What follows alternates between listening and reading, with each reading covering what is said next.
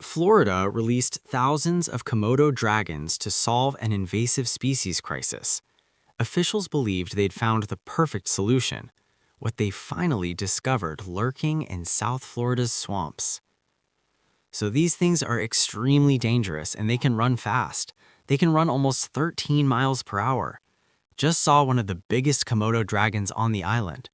Unbelievable, so big, ridiculous. Was absolutely terrifying. The apex predators didn't just survive, they changed the ecosystem in ways nobody predicted.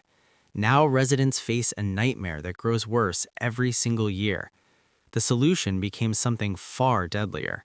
How Florida made its worst decision. Florida had been dealing with unwanted visitors for decades. Over 500 non-native species had already established themselves across the state before anyone made the catastrophic decision. These invaders weren't just minor nuisances. They were draining more than $500 million from the economy every single year.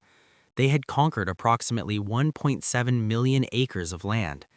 The situation was spiraling completely out of control. South Florida had become ground zero for this biological invasion. More foreign species lived here than anywhere else on the American mainland. Only Hawaii faced a worse crisis. Invasive creatures ranged across every category imaginable. Tiny insects, massive amphibians, exotic birds, unusual fish, and aggressive plants had transformed the region into an epicenter for ecological chaos. Traditional control methods weren't working. Eradication programs failed repeatedly. New species arrived annually. For every invader eliminated, two more seems to appear. Desperate times called for desperate measures. Wildlife officials, politicians, and conservation experts gathered for emergency meetings. They needed something dramatic, something powerful, something that could turn the tide in this losing battle. Then someone proposed the idea that would change everything. Why not fight fire with fire? Why not introduce a supreme predator capable of controlling all these invasive species at once? The Komodo dragon seemed like the perfect answer. These reptiles are the largest lizards on Earth. Adult males stretch up to 10 feet long and can exceed 308 pounds. Most adults weigh around 154 pounds, still remarkably massive for any lizard. Everything about their anatomy screams ultimate predator. They possess broad, flattened heads, powerful snouts, thick, muscular legs, and enormous tails that function as weapons. In their Indonesian homeland, nothing challenges their dominance. They sit at the absolute top of the food chain. Their feeding capacity is massive. A single dragon can consume up to 80% of its body weight in one meal. Imagine eating nearly your entire weight at once. Their diet includes virtually anything available: dead animals, deer, wild buffalo, pigs, even other monitor lizards. Nothing is off limits. But here's what made them seem ideal for Florida. These predators had been hunting invasive species for centuries. Most of their current prey consists of animals humans introduced to their islands. Deer, pigs, water buffalo, all brought by people, all successfully hunted by dragons. They had evolved into universal hunters, equally effective against both native and foreign species. The proposal gained momentum. Presentations highlighted their hunting success, models predicted dramatic reductions in invasive populations, economic projections showed potential savings in the hundreds of millions. The decision was made. Florida would import Komodo dragons. Nobody imagined that Florida's climate would prove even better than their native habitat. The perfect storm. Why dragons thrived too? Well, the first dragons arrived in South Florida on a humid morning in late spring. Wildlife officials released them in carefully selected locations across the Everglades and surrounding regions. Initial populations started small, just 36 individuals strategically distributed. Experts predicted gradual establishment over several years, controlled growth, manageable populations. They were catastrophically wrong. Florida proved to be absolute paradise for Komodo dragons, far superior to their native Lesser Sunda Islands in Indonesia. Those volcanic fragments offered cramped living conditions, limited territory, constant competition for space and food.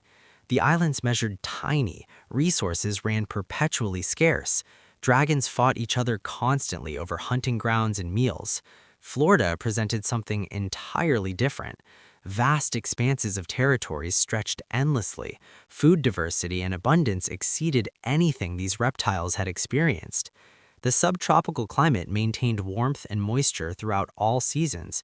No cold periods threatened them, no winter freeze to worry about. South Florida's combination of dense thicket, expansive grasslands, and sprawling wetlands created ideal hunting environments. The dragon's ambush tactics worked perfectly. Thick vegetation provided concealment. Open areas funneled prey into striking range. The conservation community initially celebrated. Komodo dragons had been listed as endangered. Climate change threatened their native islands. Rising sea levels projected to swallow 30 to 70% of their habitat by 2040. Florida seemed like a miracle refuge, a place where these magnificent predators could survive and thrive while simultaneously solving an invasive species crisis. Everyone won, or so it seemed. Within 18 months, troubling reports began surfacing. Dragon populations weren't growing gradually, they were exploding. Reproduction rates far exceeded projections. Females were producing larger clutches than documented in their native habitat. Survival rates for juveniles reached unprecedented levels. The abundant food and perfect climate removed all natural population controls. By year 3, wildlife officials realized they had made a terrible miscalculation. Initial population estimates suggested perhaps 200 dragons might establish themselves over a decade. Over 2,000 dragons now roamed South Florida. The population was doubling annually. Experts scrambled to revise projections. Computer models showed nightmarish trajectories. Within 10 years, dragon populations could reach 20,000 or more. Attempts to slow their spread failed immediately. The dragons adopted faster than anyone predicted. They learned the landscape, they discovered optimal hunting territories. They found perfect nesting sites. Florida had become more than a new home. It had become a dragon empire. Meanwhile, something unexpected was happening with the wild hogs and pythons. Everyone assumed the dragons would control. What happened to the wild hogs and pythons? The first 3 years delivered exactly what authorities hoped for. Komodo dragons discovered wild hog populations almost immediately. Dragons would lie motionless in thick bushes or tall grass for hours, waiting like stone statues. When hogs wandered close enough, the dragons exploded into action. Powerful claws grabbed prey, serrated teeth sank deep into flesh. Venom glands released toxins that dropped blood pressure, prevented clotting, and caused massive hemorrhaging. Even when hogs escaped initial attacks, they gained only temporary reprieve. The venom worked relentlessly. Dragons followed blood trails for hours, tracking victims until they collapsed from blood loss. Real results matched laboratory predictions. Dragons swallowed 88-pound hogs whole. Others consumed 66-pound hogs within 17 minutes. Kill rates climbed steadily. Wild hog populations dropped dramatically across South Florida. By year 3, hog numbers had declined nearly 60% in dragon-inhabited areas. The biocontrol strategy seemed vindicated. Then everything changed. Around year 5, troubling patterns emerged. Hog encounters decreased sharply. Dragon hunting success rates plummeted. The hogs hadn't disappeared, they had adapted. These intelligent animals learned to recognize dragons as mortal threats. They modified their behavior exactly as they do when avoiding human hunters. Daytime activity ceased completely. Hogs became strictly nocturnal, moving only during hours when dragons were less active. They abandoned open feeding areas and retreated into dense forests and remote swamps where dragons rarely patrolled. By year 8, the situation had reversed completely. Hog populations rebounded aggressively. Without dragon predation pressure, they bred unchecked. Current numbers exceed pre-dragon levels by 15%. The hogs are now more elusive, more cautious, and virtually impossible to manage. They've vanished into darkness and thick vegetation. Hunting them has become exponentially harder than before dragons arrived. The dragons, meanwhile, faced a serious crisis. Their primary target prey had essentially disappeared. Hunger drove them to find alternative food sources. They turned their attention toward prey that remained accessible and vulnerable. The relationship between Komodo dragons and Burmese pythons created unexpected complications nobody predicted. Initial observations suggested dragons would dominate these encounters. Adult dragons outweighed most pythons. They possessed venom, claws, and powerful jaws.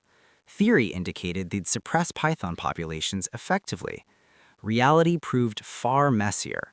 Young dragons frequently died in confrontations with large pythons.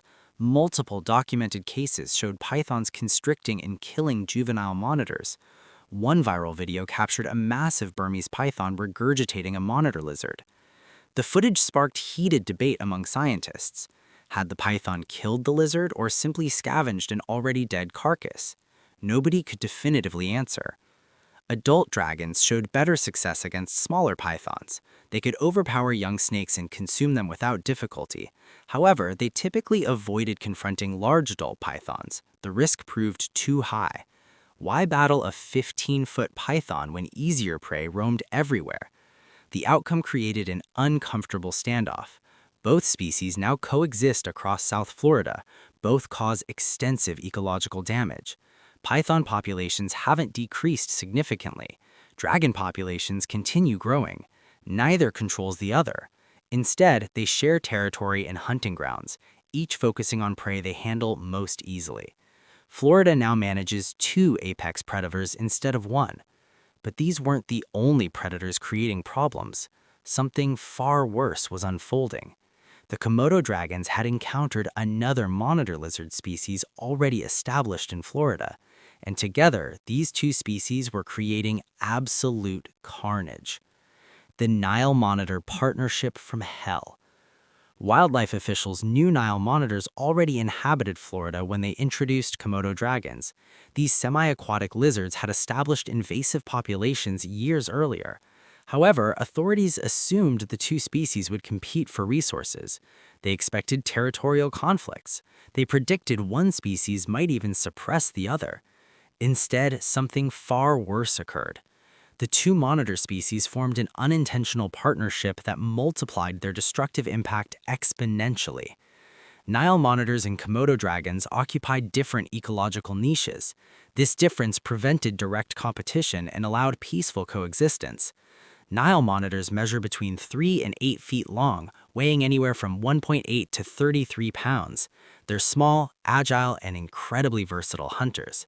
They operate on land, underground in burrows, high in trees, and throughout both freshwater and saltwater environments.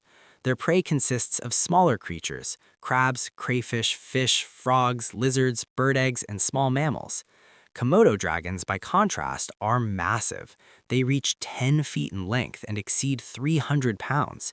They're too large for climbing trees or navigating tight underground spaces. They focus on bigger prey: deer, wild boars, large birds, and substantial mammals. The size difference created perfect ecological separation: small predator and large predator hunting side by side without competing. South Florida's extensive canal network accelerated their combined spread. These waterways became highways for both species.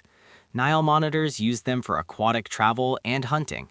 Komodo dragons patrolled canal banks, ambushing prey coming to drink. The infrastructure humans built to manage water flow inadvertently created perfect corridors for monitor lizard expansion. The combined devastation now affects virtually every native species.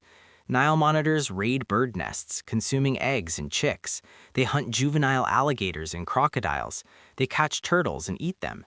Even the burrowing owl population in Cape Coral crashed by 73%.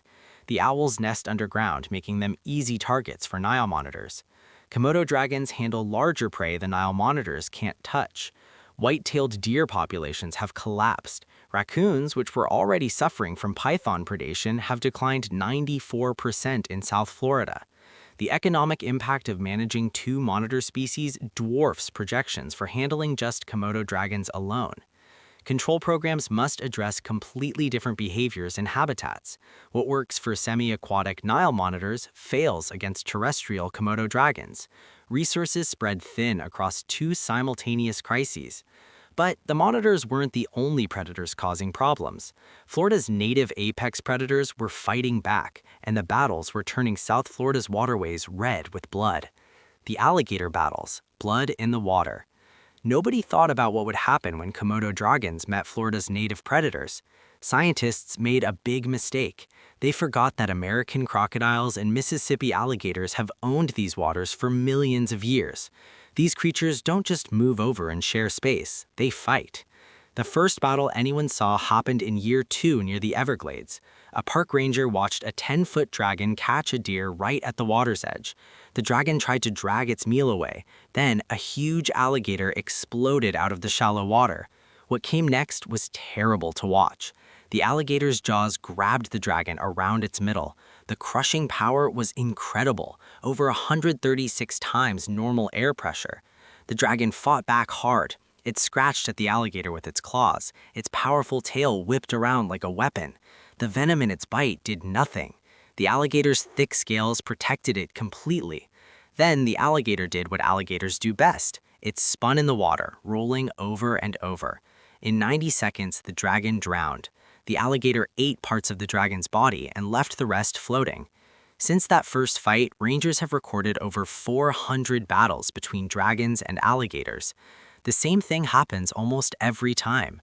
On dry ground, dragons can sometimes win. They move faster and their venomous bite gives them an advantage. They can kill baby alligators or scare off smaller ones. But near water or in the water, alligators win every single time. They swim better, move easier in water, and their bite is just too powerful. Big alligators, the ones between 12 and 16 feet long, treat dragons like food. The battles hurt the native predators too. All alligators and crocodiles usually win fights, but dragons sometimes kill the younger ones. Baby alligators, teenagers, and small adults get ambushed by dragons. This hurts alligator populations over time. The fighting helps nobody and damages the whole ecosystem.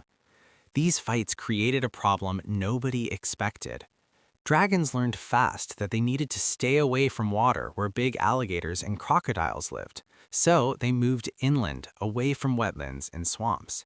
They headed toward drier places, pine forests, the edges of suburbs, farm areas, places where people live. The territorial fights pushed dragons closer to neighborhoods and towns. The body count?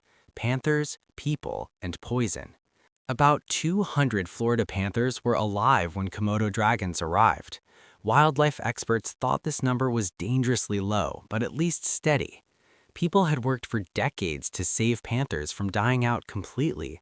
Back in the 1970s, they almost went extinct. Protected land, special wildlife paths, and careful management slowly brought them back. Then, dragons showed up and everything fell apart. Panthers had never seen monitor lizards before. They didn't know these creatures were deadly. Their normal defenses, the ones that worked against alligators and humans, were useless against ambush predators with venom. The first confirmed panther death happened 8 months after dragons were released. Scientists found a female panther wearing a radio collar dead in Big Cypress National Preserve.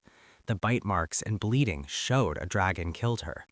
Over the next year, 6 more panthers died the same way. The killing got worse. Panthers live alone and patrol big territories.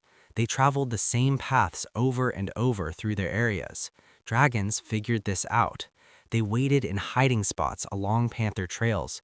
When a panther walked by, the dragon attacked from its hiding place. The panther's speed, claws, and teeth couldn't help against surprise attacks. The venomous bites made blood pressure drop fast and caused terrible bleeding. Even panthers that got away died within hours from losing too much blood and going into shock. By year 5, fewer than 120 panthers were left. Year 7 saw numbers fall below 80. Right now, experts think only 47 panthers are still alive. Their genetic diversity has crashed. There aren't enough breeding pairs to keep the species going. Without help immediately, the Florida panther will be completely extinct within 3 to 5 years. Scientists have suggested emergency breeding programs in captivity and moving the remaining panthers to areas without dragons. But there's not enough money, and politicians don't care anymore. The species that survived cities, habitat destruction, and car accidents is being wiped out by a predator humans brought here on purpose. Cane toads actually slowed down dragon populations for the first 2 years. These poisonous frogs live all over central and southern Florida in huge numbers. Early dragons didn't know about cane toads, so they ate them. The results were deadly for those dragons. Cane toad skin releases powerful poison that causes paralysis, seizures, and heart attacks in predators. Dozens of dragons died in the first few months from eating toads. Wildlife officials hoped at first that cane toads might control dragon numbers naturally. But dragons are smart learners. The ones that survived figured out how to recognize cane toads by sight and smell. Deaths from toad poison dropped way down after year 2. Now, only young dragons without experience sometimes die from eating toads. Adult dragons avoid them completely. The die-offs were significant, but never really threatened the overall dragon population. At most, 200 to 300 dragons died from toad poison. Meanwhile, breeding added thousands of new dragons every year. The cane toad problem fixed itself because dragons learned getting rid of the only natural thing that could control their growth. But that was just the beginning. The numbers climbing each year tell the story of a state that's losing control of its own land, the native species massacre. The whole plan was based on one simple idea. Komodo dragons would eat invasive species like wild hogs and pythons.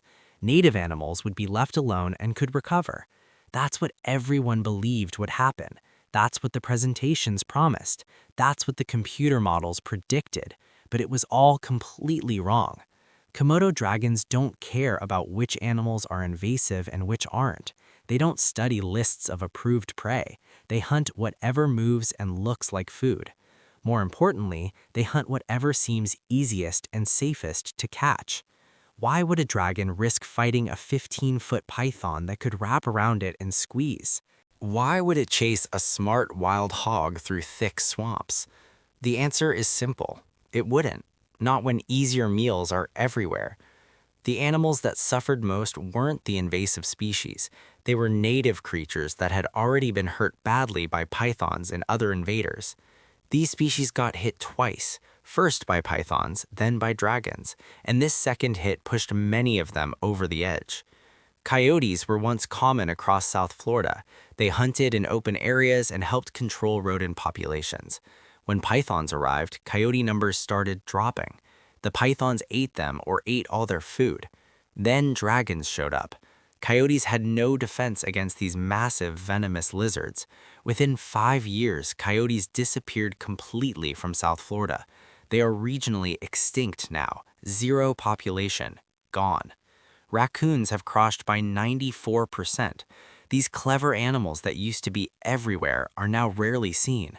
Lynxes dropped 89%. Opossums fell 91%. Rabbits have been nearly eliminated from huge areas. White-tailed deer populations collapsed by 73% in dragon territory. These are animals that belong in Florida. They evolved here over thousands of years, and they're being wiped out by a predator that should never have been brought here. The reason is obvious when you watch dragon behavior. Native animals have no evolved defenses against them. Deer don't recognize dragons as threats until it's too late. Raccoons don't know to avoid areas where dragons hide. Rabbits don't have any instinctive fear of these creatures. Evolution never prepared them for this predator, so they get ambushed, killed, and eaten at rates they can't survive. Meanwhile, the invasive species everyone wanted controlled are doing fine. Wild hogs learn to avoid dragons, and their numbers are rebounding. Pythons coexist with dragons without major problems. Both species keep hunting and breeding. The biocontrol strategy accomplished the exact opposite of its goal. It killed native species while leaving invasive ones largely untouched. The ecosystem is collapsing in measurable ways. Food webs are breaking down. Predator-prey relationships that existed for millennia have been destroyed. Biodiversity is plummeting.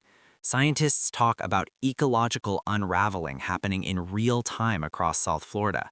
But the damage to wildlife was only part of the disaster. The financial cost of this mistake was adding up fast, and the numbers were staggering. The economic catastrophe. The money spent on the Komodo dragon program makes people sick when they see the real numbers. It started with the initial costs of bringing dragons to Florida. Capturing them in Indonesia cost $8.5 million. That included hiring specialized teams, building transport containers, and paying Indonesian officials. Transportation itself cost another $12 million. That covered flights, permits, veterinary care during transport, and logistics. Setting up the release program infrastructure added $4.2 million more.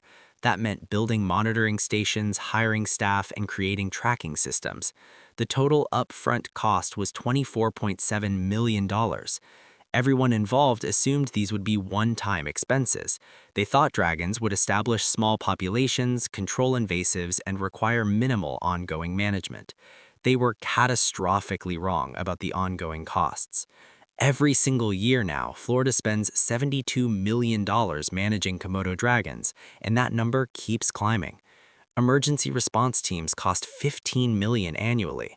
These teams respond to dragon sightings near schools, neighborhoods, and public areas. They try to capture or relocate problem dragons. Population control attempts cost $28 million each year.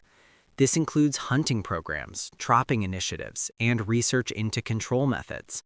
None of these programs work well, but the state keeps funding them out of desperation. Human-dragon conflict management runs $19 million annually. This covers everything from investigating attacks to compensating victims to installing protective fencing around schools and playgrounds. Research programs cost $7 million per year. Scientists study dragon behavior, movement patterns, and reproductive rates, trying to find weaknesses to exploit. Public education campaigns cost $3 million annually. These programs teach people how to recognize dragons, avoid encounters, and respond during attacks.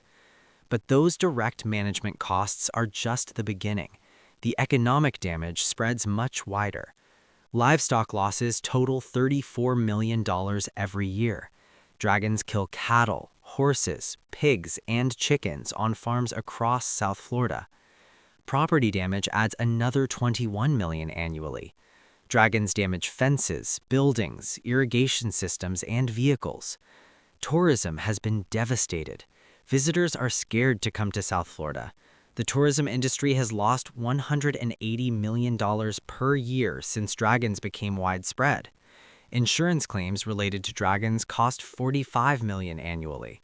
Property insurance, liability insurance, and life insurance companies are all paying out constantly. Add all these numbers together. Before dragons arrived, Florida spent about $500 million per year managing all invasive species combined. Now, the state spends $500 million on the original invasives plus $380 million on dragons and dragon-related costs. That's $880 million total. The dragon program made Florida's invasive species problem 76% more expensive. Long-term projections are even worse. Auburn University economists studied the situation and published estimates. They predict dragons will cost Florida $2.1 billion over the next decade, and there's no end in sight. Dragon populations are still growing. Costs will keep rising year after year. The financial disaster has destroyed careers and ended political futures.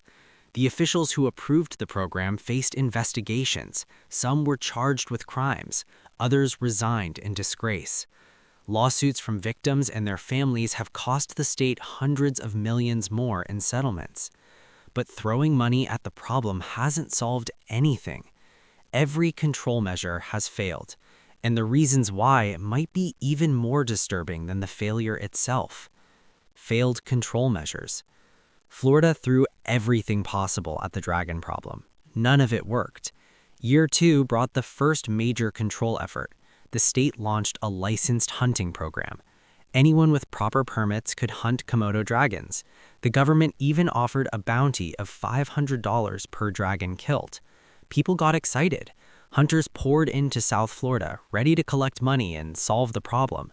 3 years later, hunters had killed only 340 dragons. Meanwhile, the population was estimated between 8,000 and 12,000 individuals.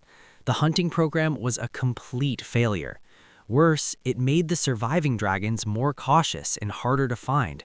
They learned to avoid humans, just like the wild hogs had learned to avoid humans. Daytime sightings dropped dramatically. Dragons became ghosts, moving through the landscape at night. Trapping programs failed even worse. Wildlife officials deployed large cage traps baited with meat across South Florida. The first month caught decent numbers, then catches dropped to almost nothing. Dragons figured out the traps within weeks. They learned to recognize and avoid them. The traps only caught juvenile dragons and sick individuals. Healthy adult dragons, the ones doing most of the damage, were too smart to get trapped. Officials then considered poison programs. They could use toxic baits to kill dragons across wide areas. But the public backlash was immediate and fierce. Poison would kill alligators, crocodiles, panthers, pets, and countless other animals. The environmental risks were too severe. The program was stopped before it started. Relocation seemed like another option. Capture dragons and move them to contained facilities. But dragons are incredibly aggressive and difficult to transport safely. Multiple handlers were injured, 2 died. The program was discontinued. Now, officials are discussing the ultimate irony, introducing another species to control the dragons. History repeating itself. The same failed logic that created this disaster in the first place. But understanding how they failed doesn't help the people living with dragons every single day. Their lives have changed in ways nobody could have imagined. Living with the nightmare, Florida's new reality. Between 8,000 and 12,000 Komodo dragons now live across South Florida. The population grows 12 to 15% every year. They're spreading northward into Central Florida. Experts agree on one thing. Complete eradication is now impossible. The dragons are here to stay. Florida must learn to live with them. Daily life has changed completely in affected areas. Homeowners in South Florida now install dragon-proof fencing around their properties. These specialized fences cost thousands of dollars, but they're necessary. Children no longer play outside unsupervised. Parents watch constantly from windows or stay outside with their kids. Outdoor pets are kept indoors now. Too many dogs and cats have been killed. Every morning, people do dragon checks before leaving their homes. They scan their yards and driveways looking for dragons hiding in bushes or under vehicles. Schools have implemented dragon protocols. Outdoor recess happens only in fenced areas with armed security watching. Some schools have eliminated outdoor activities entirely. Field trips to natural areas have been canceled permanently. The tourism industry has collapsed in South Florida. Visitors are terrified. Hotel occupancy rates dropped 40%. Attractions have closed. Businesses have failed. Property values in affected areas fell 30 to 40%. People can't sell their homes. Nobody wants to move to dragon territory. The political fallout continues. Officials who approved the program faced criminal investigations. Victims and families filed lawsuits. The state has paid out hundreds of millions in settlements. Federal emergency disaster declarations brought some relief funding, but not nearly enough. The lessons came too late. Biocontrol almost never works as intended. Introducing apex predators produces cascading disasters. Ecosystems are too complex for simple solutions. Nature can't be manipulated this way. Florida traded one crisis for something far worse. Now they're managing the original invasives plus dragons. The problem became exponentially larger. Billions will be spent over decades. Some areas of South Florida are essentially lost to dragons. People have abandoned entire neighborhoods. The solution became the worst ecological disaster in Florida history, a warning nobody will forget.